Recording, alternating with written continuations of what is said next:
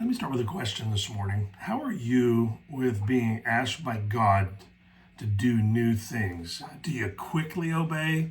Are you hesitant or even resistant?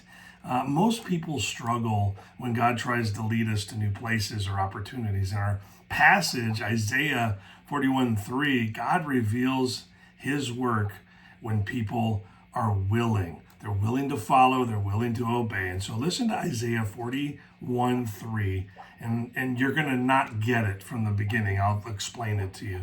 But in Isaiah 41:3, it says, He pursued them and passed safely, even by the way that he had not gone with his feet. And so we have this incredible statement being made.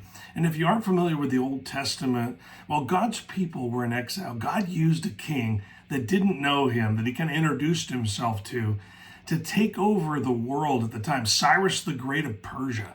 He was used by God to grant some amount of relief to God's people. When he was in power as the last foreign king, Daniel got to serve under him. And that's amazing that was like the fourth reign that is noted in the Old Testament that Daniel was able to be high-ranking official in. And it's pretty amazing if you really think about it. See, the main point of the passage, though, is what it says about allowing God to lead us into new things.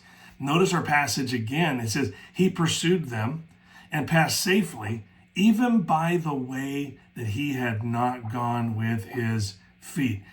Think about that. He has great success following God's orders, even in places he had never been before, had no idea what he was up against. When he went those ways, no matter what he faced, because he was doing what God had told him to do, he was okay. See, the truth to embrace here for us is to trust the Lord longer than before, trust him further than before, allow him to lead us to places we've never been before. And that's the message to us.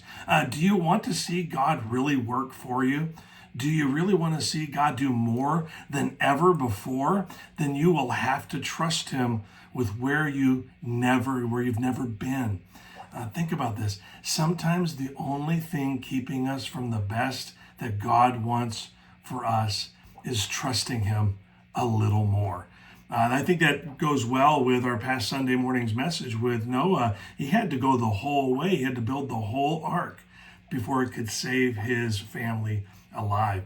And so that was a big deal. And so I think that for most of us, what's holding us back is our trust or our confidence that God can handle even the things we're not comfortable with. Hope that helps. Have a great day.